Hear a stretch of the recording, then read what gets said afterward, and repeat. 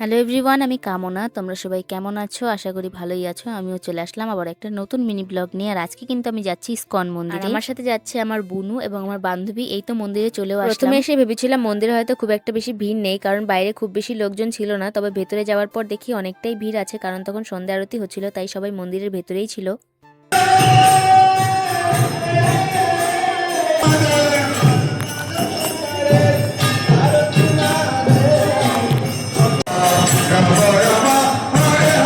এরপর আরতি শেষ করে আমরা সবাই মিলে করে নিচ্ছিলাম পরিক্রমা করা হয়ে গেলে আমরা উপরে চলে যাই, মানে ছাদে। সেখানে গিয়ে আমরা অনেক ফটো ভিডিও তুলি।